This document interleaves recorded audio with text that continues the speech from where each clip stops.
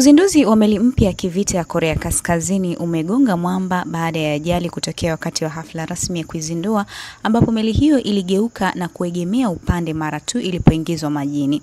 Tukio hilo lilishuhudiwa na kiongozi wa taifa hilo Kim Jong-un, ambaye alielezea kitendo hicho kama kitendo cha kihalifu kisichovumilika ambacho kimeharibu heshima ya taifa. Kwa mujibu wa shirika la habari la serikali la KCNA, Kim amekasirishwa vikali na tukio hilo na ameamuru meli hiyo ya kivita yenye uzito wa tani 5,000 ifanyiwe matengenezo haraka ili iwe tayari kwa ajili ya kuoneshwa katika mkutano mkuu wa chama tawala unaotarajiwa kufanyika mwezi Juni mwaka huu.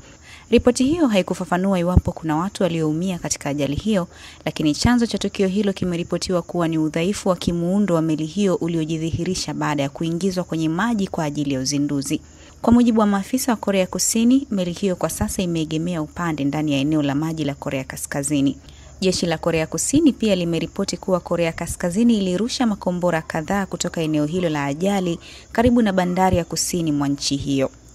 Hili si tukio la kwanza kwa Korea Kaskazini kukumbwa na ajali wakati wa uzinduzi wa teknolojia mpya.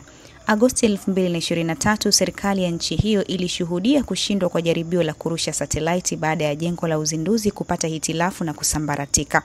Meli hii mpya inayodaiwa kuwa kubwa zaidi ya kijeshi kuwahi kutengenezwa na Korea Kaskazini ni sehemu ya mpango wa Kim Jong-un wa kuboresha uwezo wa jeshi la majini, hasa katika uzalishaji wa meli zenye uwezo wa kubeba na kurusha makombora.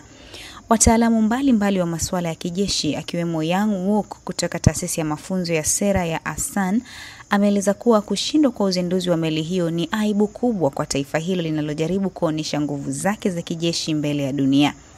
Picha za satelaiti zilizochukuliwa siku moja kabla ya ajali zilionyesha uwepo wa uharibifu mkubwa kwenye gati, hali inayoweza kuwa ilichangia tukio hilo la aibu.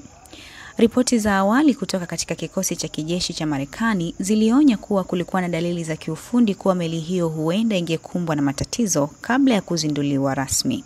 Hii ni TriGen Media.